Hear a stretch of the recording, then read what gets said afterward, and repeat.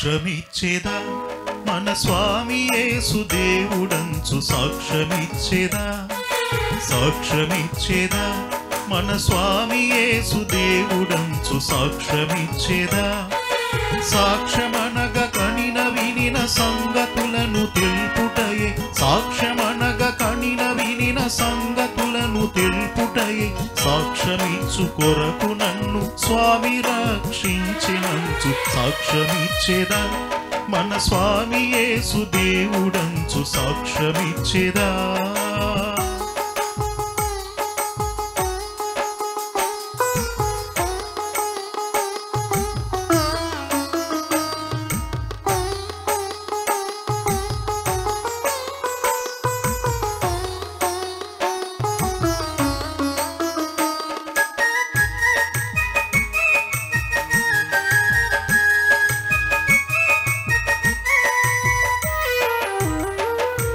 చోరులైన జారులైన చారులైన నెవ్వరైన చోరులైన జారులైన చారులైన నెవ్వరైన ఘోర పాపులైన క్రీస్తు కూర్మితో రక్షించెనంచు సాక్ష్యమిచ్చేదా మన స్వామి యేసు దేవుడంచు సాక్ష్యమిచ్చేదా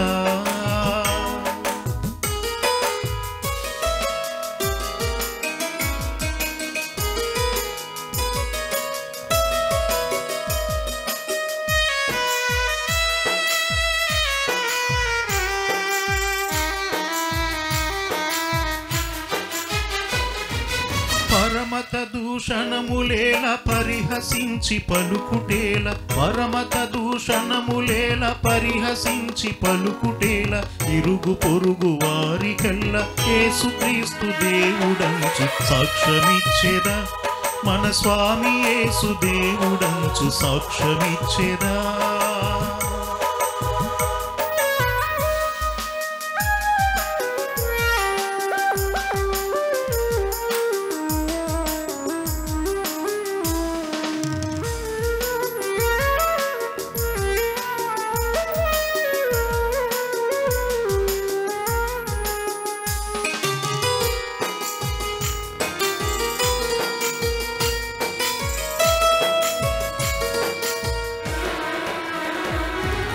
ఎల్ల కాలమూరకుండ నేల ఆత్మశాంతి లేక ఎల్ల కాలమూరకుండ నేల ఆత్మశాంతి లేక అల్లడిల్లు వారలకును తండ్రి కుమారాత్మ పేర సాక్ష్యమిచ్చేదా మన స్వామి యేసు దేవుడంచు సాక్ష్యమిచ్చేదా సాక్ష్యమిచ్చేదా మన స్వామి యేసు దేవుడంచు సాక్ష్యమిచ్చేదా సాక్ష్యమనగ కనిన వినిన సంగతులను తెలుపుటయే సాక్ష్యమనగ కనిన వినిన సంగతులను తెలుపుటయే సాక్ష్యమిచ్చు కొరకు నన్ను స్వామి రక్షించినంచు సాక్ష్యమిచ్చేదా మన స్వామి యేసు దేవుడంచు సాక్ష్యమిచ్చేదా సాక్ష్యమిచ్చేదా మన స్వామి యేసు దేవుడంచు సాక్ష్యమిచ్చేదా దేవునికి స్తుతి స్తోత్రములు చెల్లించుట మంచిదని ఈ రోజున 9వ ఎపిసోడ్లో నా అనుభవం సాక్ష్యం ఇచ్చేదా నాడు నేడు మాట్లాడే మాట గురించి 333 ఎపిసోడ్లను మోక్ష మార్గం టీవీ ఛానల్స్ ద్వారాను యూట్యూబ్ ఛానల్స్ ద్వారాను ఈ కార్యక్రమాలను మీ అందరి కొరకు ప్రచారం చేయుచున్నాము 58 ఏళ్ల అనుభవంలో 7 అంశములు గురించి మీకు అందరికీ చెప్పబోతున్నాను.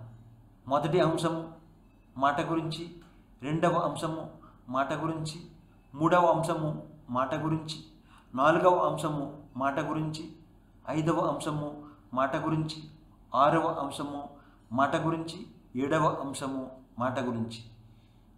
మాట గురించి 7 మాట్లాడే 7 మాటల గురించి ప్రతి ఎపిసోడ్లో నా అనుభవం సాక్ష్యం ఇచ్చేదా నాడు నేడు అనే కార్యక్రమంలో మీ అందరికీ ఈ మాటల గురించి చెప్పబోతున్నాను. మొదటి మాట పూర్వీకులైన మాట్లాడే మాట కష్టేపల్లి 50 ఏళ్లకు పూర్వము పల్లెటూరులో ఉన్నటువంటి మరి గోరింకల దాసు ఫ్యామిలీ, మా పెద్ద మేనమామ, మా అత్త కప్పరులో ఉండే వీరి కుటుంబం, వీరు కూడా పూరి గుడిసెలోనే ఉండే పరిస్థితి. మా పెద్ద మేనమామకు 6 అమ్మాయిలు. 6 అమ్మాయిలు పుట్టినప్పటికీ ఎవరిని కూడా చదివించకుండా 6కి కూడా పెద్ద మేనమామ పనులు ఎలా చేయాలో నేర్పడం జరిగింది.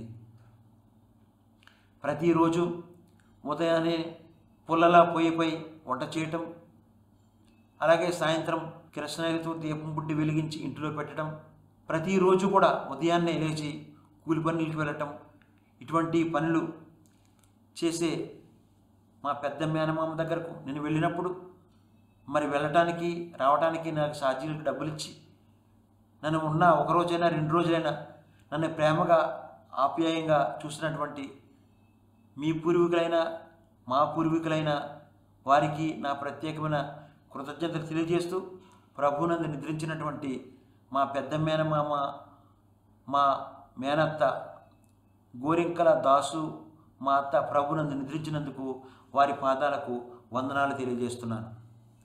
మరి రెండవ మాట చూసినట్లయితే పూర్వీకుల వారసులు మాట్లాడే మాట.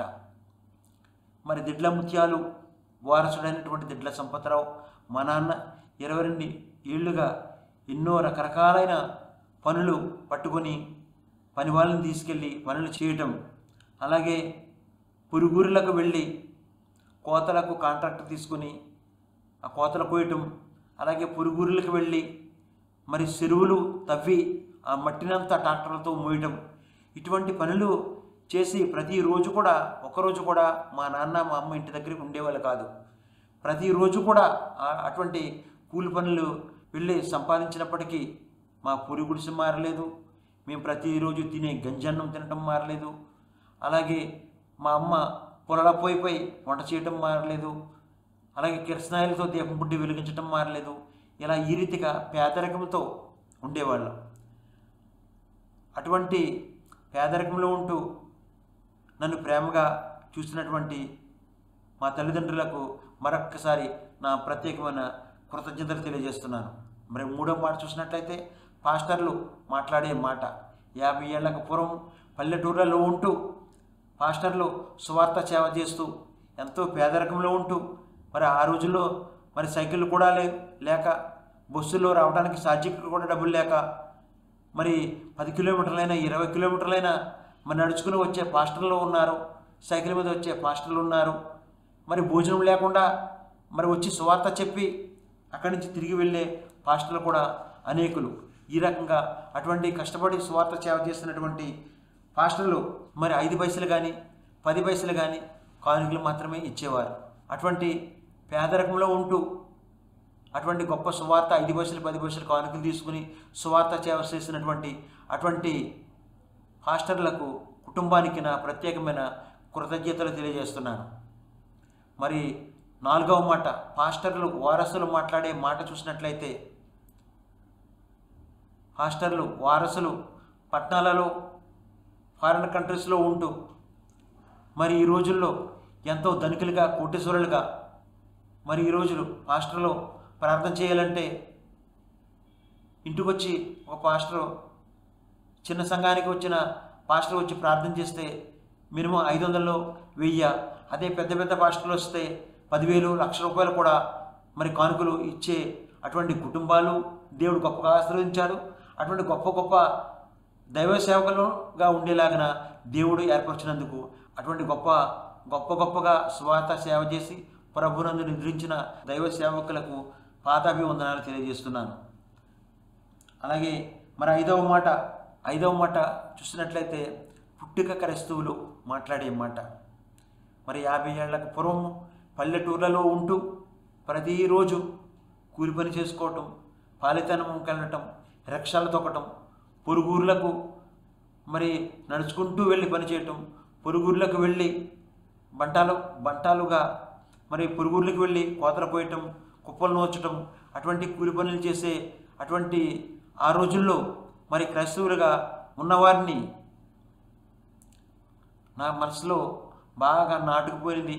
ఇటువంటి పేదరికంతో ఉన్న ఆ క్రైస్తవులను చూసి, ఇటువంటి బొట్టు లేకుండా ఉన్న క్రైస్తవులను చూసి నా మనసులో నాటుకుపోయిన మాట ఈ 9వ ఎపిసోడ్లో చెప్తున్నాను మీకు.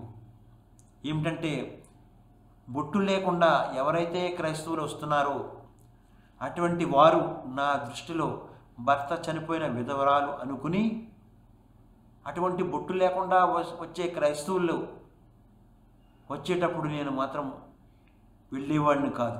వాళ్ళు ఎదురు వస్తే నాకు ఎక్కడ చెడు జరుగుతుందో, ఎక్కడ మంచి జరగకుండా ఆగిపోతుందని ఆ బొట్టు లేకుండా వచ్చే క్రైస్తవులు ఇంత పురుగుడుసులో, ఇంత పేదరికంలో ఉన్నటువంటి క్రైస్తవులను చూసి నాకు ఒక రకమైన కోపంగా ఉండేవాడిని. ఆ బొట్టు లేని క్రైస్తవులతో మాట్లాడాలంటేనే నాకు ఎంతో అసహాయంగా, ఇష్టం లేకుండా మాట్లాడేవాడిని. అటువంటి క్రైస్తవులు అంత కష్టపడి పుట్టు క్రైస్తవులుగా ఉన్నా కానీ వారు చేసిన ప్రార్థన ఎంతో గొప్ప ప్రతిఫలం ఇచ్చేది. ఆ పుట్టుక క్రైస్తవుల ప్రార్థన వల్ల నేను మారటానికి, పుట్టుక క్రైస్తవురాలు అయిన ఆమెనే నేను రానున్న ఎపిసోడ్లు మీకు చెప్పబోతున్నాను. నేను చేసుకున్నది పెళ్ళి, పంతులు బ్రాహ్మణులు మంత్రాలు చదివే పెళ్ళి, కానీ నన్ను చేసుకున్న ఆమె మాత్రం పుట్టుక క్రైస్తవురాలు. అందుకోసమే నేను ఈ రోజున మీ అందరి ముందు టీవీలో ఈ రకంగా సాక్ష్యం ఇచ్చేదా నాడు నేడు అనే కార్యక్రమం చెప్పబోతున్నాను. ఆ పుట్టుక క్రైస్తవురాలు గురించి రానున్న ఎపిసోడ్లో మీ అందరికీ చెప్పబోతున్నాను. మరి 6వ మాట చూసినట్లయితే, పుట్టుక క్రైస్తవులు వారసులు మాట్లాడే మాట. పుట్టుక క్రైస్తవులు వారసులు మాట్లాడే మాట. మరి ఆ పుట్టుక క్రైస్తవులు చేసిన ప్రార్థన ఎంతో గట్టిదనే నమ్మకం. ఎందుకంటే నేను మారటానికి కారణం ఆ పుట్టు క్రైస్తవురాలు చేసిన ప్రార్థనే. పుట్టు క్రైస్తవురాలని ఎవ్వరూ కూడా తక్కువ అంచనా వేయద్దు. ఎందుకంటే అంత పేదరికంలో ఉంటూ, అంత పూరిగుడిసెలో ఉంటూ, అంత గంజన్నం తింటూ, ఆ కూలి పనులు చేసుకుంటూ, వారమంతా కష్టపడి కూలి పనులు చేసుకుంటూ ఒక్క ఆదివారమే ఆ దేవుని సన్నిధికి వచ్చి కూర్చున్నారు చూడండి. అది ఎంతో గొప్ప ఆశీర్వాదం. వారికి ఉన్న మంచి మనసుకు మరొక్కసారి నా ప్రత్యేకమైన కృతజ్ఞతలు తెలియజేస్తున్న పుట్టుక క్రైస్తవులు అనే పేరున్న వారికి. మరి 6వ మాట, పుట్టుక క్రైస్తవులు వారసులుగా పుట్టిన వారు మాట్లాడే మాట చూసినట్లయితే, వారి పట్టణాలలో, ఫారిన్ కంట్రీస్లో ఉన్నప్పటికీ, ఒకే ఇంట్లో ఉన్నప్పటికీ ఒకరికొకరు మాట్లాడుకోకుండా ఉండే కుటుంబాలు ఈరోజు అనేక కుటుంబాలు. మాట వల్లే భార్యాభర్తలు విడిపోతున్నారు, మాట వల్లే ఆత్మహత్యలు చేసుకుంటున్నారు, మాట వల్లే ఆత్మహత్యలుగా మాత్రమే కాదు అనేక రకాలుగా బానిసలకు గురవుతున్నారు. మాట వల్లే నా భార్య నన్ను ఇలా అన్నది అనే మాట వల్లే అనేక మంది వేరే దారిలోకి వెళ్ళిపోతున్నారు. నా భర్త నన్ను ఇలా అన్నాడు అనే మాట వల్లే ఆ భార్యలు అనేక వేరే దారిలోకి వెళ్ళిపోతున్నారు. అయితే ఈ మాట వల్ల మీ కుటుంబంలో ఏదైతే మీకు మంచి జరగకుండా ఉందో ఆ మాట్లాడే మాటను పొదుపు చేయండి. యేసుక్రీస్తు శిలువలో మాట్లాడిన 7 మాటలను జ్ఞాపకం చేసుకోండి. మరి దేవుడు మాట్లాడే 7 మాటలు చెప్పే ముందు ఇప్పుడు ఒక స్తుతి గీతం విందాం. స్తుతి గీతం విన్న తర్వాత దేవుడు మాట్లాడే 7 మాటల గురించి మీ అందరికీ చెప్పబోతున్నాను. స్తోత్రం చెల్లింతుము, స్తుతి స్తోత్రం చెల్లింతుము, స్తోత్రం చెల్లింతుము, స్తుతి స్తోత్రం చెల్లింతుము. యేసునాథుని మేలులు తలంచి, యేసునాథుని మేలులు తలంచి స్తోత్రం చెల్లింతుము, స్తుతి స్తోత్రం చెల్లింతుము.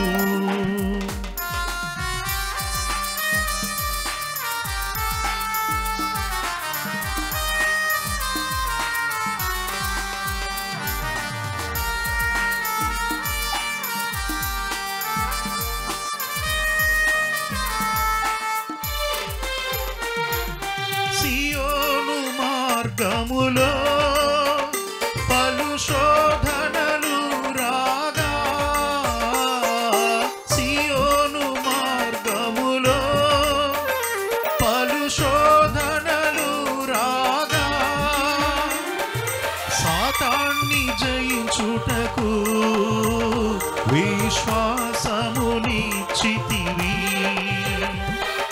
సాతాన్ని జయించుటకు విశ్వాసమునిచ్చితివి.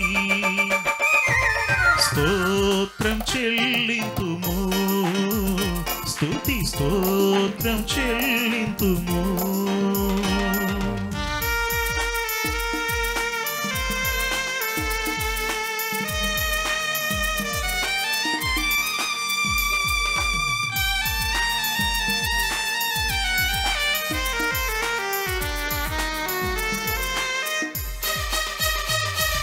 సిలువను మోసుకొని సువార్తను చేపట్టి, సిలువను మోసుకొని సువార్తను చేపట్టి, యేసుని వెంబడింప ఎంత భాగ్యమునిచ్చితివి. యేసుని వెంబడింప ఎంత భాగ్యమునిచ్చితివి. స్తోత్రం చెల్లింతుము, స్తుతి స్తోత్రం చెల్లింతుము. పాడెద హల్లెలూయా, మరణాత హల్లెలూయా, పాడెద హల్లెలూయా, మరణాత హల్లెలూయా, సదా పాడెద హల్లెలూయా, ప్రభు యేసుకే హల్లెలూయా, సదా పాడెద హల్లెలూయా, ప్రభు యేసుకే హల్లెలూయా. స్తోత్రం చెల్లింతుము, స్తుతి స్తోత్రం చెల్లింతుము. స్తోత్రం చెల్లింతుము, స్తుతి స్తోత్రం చెల్లింతుము. యేసునాథుని మేలులు తలంచి, యేసునాథుని మేలులు తలంచి, స్తోత్రం చెల్లింతుము, స్తుతి స్తోత్రం చెల్లింతుము. స్తోత్రం చెల్లింతుము, స్తుతి స్తోత్రం చెల్లింతుము. దేవుడు మాట్లాడే మొదటి మాటకు దేవునికి ప్రతి ఉదయమున స్తుతించటం మంచిదని పాత నిబంధనలో ఉన్న 39 గ్రంథముల నుండి 333 స్తుతించే వాక్యములలో 25వ స్తోత్రంతో అతి సుందరుడైన దేవా మీకే స్తుతి స్తోత్రం చెల్లించమని స్తుతించుట మంచిది. కీర్తనల గ్రంథము 45వ అధ్యాయము 2వ వచనం. మరి దేవుడు మాట్లాడే రెండవ మాటకు దేవునికి ప్రతి మధ్యాహ్నమున మహిమపరచడం మంచిదని పత్రికా పాఠ్యంలో ఉన్న 23 గ్రంథంలో నుండి 333 మహిమపరిచే వాక్యములలో 26వ స్తోత్రంతో ఆదరణ అనుగ్రహించు దేవా మీకే స్తుతి స్తోత్రం చెల్లించమని మహిమపరచుట మంచిది. 2వ కొరింథీయులకు రాసిన పత్రిక 1వ అధ్యాయం 3వ వచనం. మరి దేవుడు మాట్లాడే మూడవ మాటకు దేవునికి ప్రతి సాయంత్రమున గణపరచడం మంచిదని సువార్త పాఠ్యములో ఉన్న 4 గ్రంథముల నుండి 333 గణపరిచే వాక్యములలో 27వ స్తోత్రంతో ఆత్మ బలం గల వాడవైన దేవా మీకే స్తుతి స్తోత్రం చెల్లించమని గణపరచుట మంచిది. లూకాసు వార్త 4వ అధ్యాయం 14వ వచనం. దేవుడు మాట్లాడే 4వ మాటకు దేవునికి ప్రతి వేకువజామున విజ్ఞాపన ప్రార్థన చేయటం మంచిదని 333 విజ్ఞాపన ప్రార్థనలో 9వ విజ్ఞాపన ప్రార్థన ఏమిటంటే 25 రూపాయలకు గ్రనేట్ పని దొరకాలని ప్రతి వేకువజామున విజ్ఞాపన ప్రార్థన చేయటం జరిగింది. 25 రూపాయల కూలీకి గ్రనేట్ పని చేసే పని నాకు దొరకాలని వేకువజామున విజ్ఞాపన ప్రార్థన చేయడం జరిగింది. మరి దేవుడు మాట్లాడే 5వ మాటకు దేవునికి ప్రతి పరిశుద్ధ దినమున కృతజ్ఞత కానుక ఇచ్చుట మంచిదని దేవునికి ప్రతి పరిశుద్ధ దినమున కృతజ్ఞత కానుక ఇచ్చుట మంచిదని 333 కృతజ్ఞత కానుకలలో 9వ కృతజ్ఞత కానుక ఏమిటంటే 25 రూపాయల కూలి చొప్పున వారమంతా పనిచేసిన దానిలో దేవునికి ఆదివారమున కృతజ్ఞత కానుక ఇచ్చి దేవునికి స్తుతించడం జరిగింది.